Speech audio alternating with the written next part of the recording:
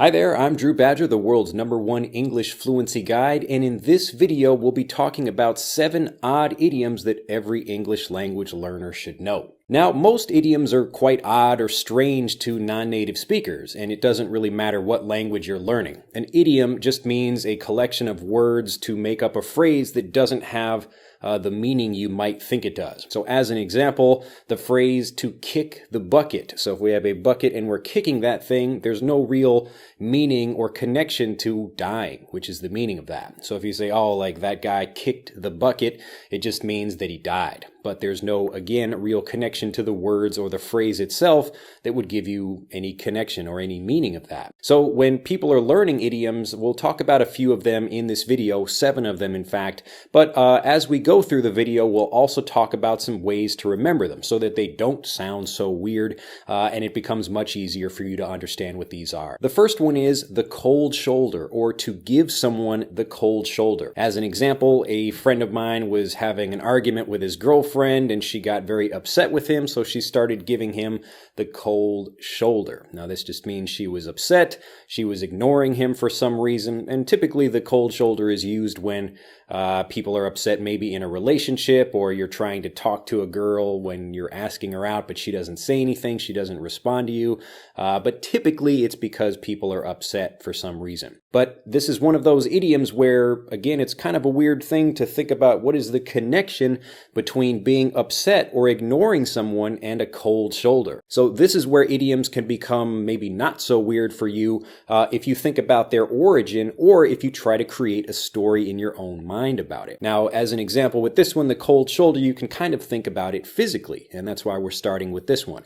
So the cold shoulder, maybe you're thinking about pulling your shoulder away from someone else. So when you're moving away from that person, the shoulder to the other person becomes kind of cold. If you move back towards that person, then it's becoming warm again. So when you're having a good connection with someone, we don't call that having a hot or a warm shoulder, but in this case, you can think of the opposite, which is to give someone the cold shoulder. So instead of giving them like a warm shoulder, which again isn't an idiom that we would use, you can say, I'm giving them the cold shoulder if I'm ignoring them. The next one, very common and useful, is down to earth. Down to earth. First, listen carefully to the blending of this pronunciation.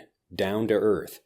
Down to earth. Down to earth. Down to earth. The to from to and even the o, it slightly changes to more of a DA sound. Down to earth. Down to earth. Down to earth, if you think about, again, trying to create a story in your mind or some way to connect this idea of a person that's maybe just everyday and average and just kind of very normal. So a down-to-earth person, as opposed to someone like an angel. You know, if we were to think about that idea of someone like an angel that's very high up in the sky, so that person, kind of like a movie star or a king or a famous celebrity, when you look at them, you think, wow, that's an amazing person. But, you know, you talk to your just friend that lives on the same street as you, and that person is very down to earth. They have no trying to think of themselves as more important than they actually are. They're just very normal and everyday. So it's kind of the difference between someone, again, floating up here like an amazing Superman, hero, angel kind of person, and somebody that has their feet on the ground. It's down to earth. Next is an extremely useful phrasal verb, and this is to jack something up. Now, the regular meaning of this is to increase the height of something quickly, so to elevate something quickly, but we can use it for more than just physical things. Now, the origin of this is if you think about you have a car and you have the wheels on the car and you need to elevate the car so that you can remove one of the wheels, you use a jack for that purpose. So a jack is a little thing that you put under the car and you click it up, up, up, up, so you can increase the height of the car and you can change the wheels on it. From that, we can get more figurative things like a grocery store jacking up the prices, maybe during some time where there's a food shortage, or hotels are jacking up their prices over holiday seasons. Often you'll hear people talking about raising the prices very high, very quickly, and both of these are the key to this phrase. Not only the increase in something, but the speed at which you're doing it. The odd thing is that maybe a jack, it actually takes a while to jack up a car, and you're not really increasing it that high. But when people talk about jacking something up, they're talking about increasing something quite a bit and also doing it rather quickly. So whenever you see a large price, or you go to a restaurant one day and then you come back maybe a year later and say, wow, like these guys really jacked up their prices. They jacked up their prices. Next is an advanced idiom, and this is to plead the fifth. To plead the fifth. Now, instead of saying I'm going to be silent or not saying anything, especially when I might be in trouble, the legal origin of this is when you go into a courtroom, and the Fifth Amendment is where you have the right not to incriminate yourself.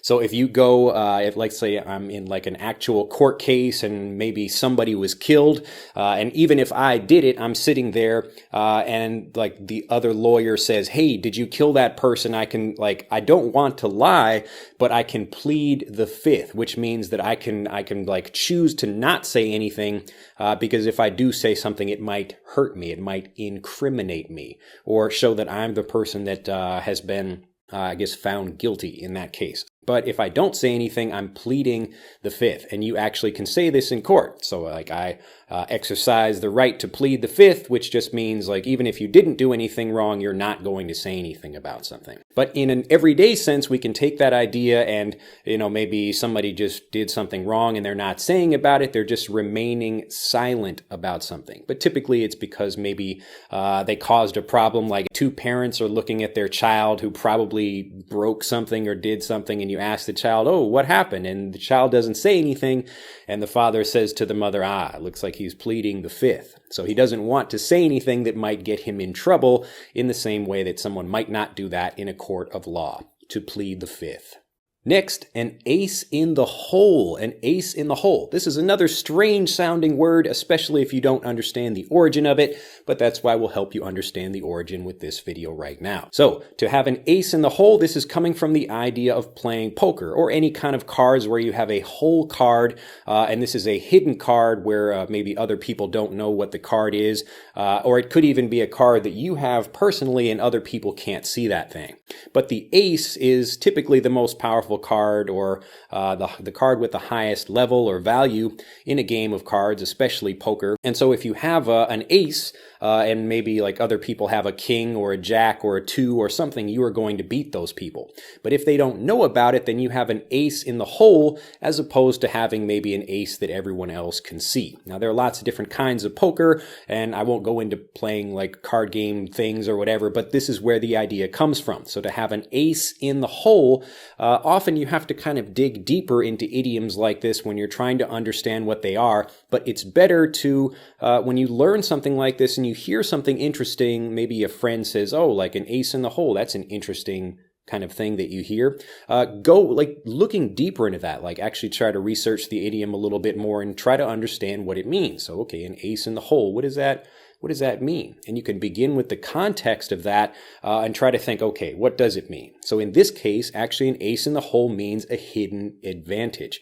So it just means you have something you're hiding and you will pull it out later to win the game, or I guess in the case of poker. But you can also do something like, wow, I guess like this company, we thought they were very weak, but their ace in the hole was that they have like a really great marketing manager, and that person was able to help the company succeed and even beat us at doing something. So to have an ace in the hole, it just means to have a hidden advantage. But again, when you think about the origin of things like these, if you begin trying to think about, okay, what's the meaning that we have here? How do we make a connection? And then if you can't make a connection, then try to create your own story. So imagine you're playing cards and you have an ace that no one can see. That's your ace in the hole. And you pull out the card and you win the game. Next, to bite the bullet. To bite the bullet. Now, if you think about a bullet coming at you, this is a maybe terrible thing, and you know you're going to get shot, you know you're going to get hit by that bullet, but okay, you just have to accept that thing. So to bite the bullet just means to accept some kind of pain or punishment. Now, typically biting the bullet means really just anything where you're in a troublesome situation. It doesn't matter if you've created that problem for yourself or if someone created the problem for you, but typically it's for people that create their own problems. As an example, maybe I stole something and then I had to tell people about it and I felt really bad about that, but I worried about it for a long time. Oh no, I stole something and people are mad at me, but if I go up to them and apologize, I'm biting the bullet. So maybe I get punished a little bit. So my dad says, you can't use the car for a week or whatever, but I'm biting the bullet in that sense. So anytime that I have to accept some pain or some punishment just by having to do something, maybe I have to work really hard. Like when you're starting a business, there's a lot of work that's required to do that, a lot of communicating, connecting with people, trying to design things and build things to help other people. So you have to really bite the bullet if you want to do that kind of thing. So anything that requires work, whether you're training to be an athlete or you're training to be, whatever. I mean, it doesn't really matter. Anything that requires time and effort will require you to bite the bullet. And I'll leave you with the last one, which is to call it a day, to call it a day. Now, when I'm typically teaching these phrases, I try to introduce it by saying it a bit more clearly, but then we'll go back and review a few of them, especially if the pronunciation has a very clear blend. And in this case, it does. So to call it a day, just so you understand what I'm saying, but the blended natural speech, the way you should say it in conversations is to call it a day, to call it a day. To call it a day. Now, to call it a day just means, okay, we're going to finish with this project or we're going to stop here for today. So let's say I'm outside, I'm working, I'm doing some gardening work, and I've been out for maybe a couple of hours working with my team. We're building things, and then maybe around 5 o'clock, we're getting quite tired, and we decided to call it a day. We called it a day. So maybe your team is working really hard if you got something for work, or, it really doesn't matter what you're doing, anything where you could be hiking for some period of time, riding your bike for a long period of time. But typically it's where you've been doing an activity for a particular day, maybe for a couple of hours, and you're quite tired or you're ready to finish for that particular day. So we will call it a day with this video, and I encourage you to go back and review all of these great idioms and all of the new idioms that you learn. It's much better to focus on maybe one or two that you learn instead of trying to remember, 1,000 new idioms, like you buy some idiom book and just read all those. You're going to forget them anyway. So just focus on maybe one a day and really try to understand the meaning of it. Really try to understand the origin or create your own story for that thing. Well, if you have enjoyed this video, do click that like button, become a subscriber to the YouTube channel if you haven't already. And if you'd also like to learn a whole bunch of more vocabulary as well as improve all of the fluency habits required to speak, whether that's learning to maybe improve the way you use your grammar so you can use it automatically, or your listening, or being able to improve your speaking confidence so you can have better conversations with native speakers. All of these things we can help you do absolutely free at EnglishAnyone.com. We have a free quiz that will help you focus on whatever your goal happens to be. Always focus on your weakest fluency habit first, and as you improve that, it will get you much more excited to improve all of the others. To start doing that right now, absolutely free, click on the link in this video to take our free fluency quiz. And I'll see you in the next video. Bye-bye.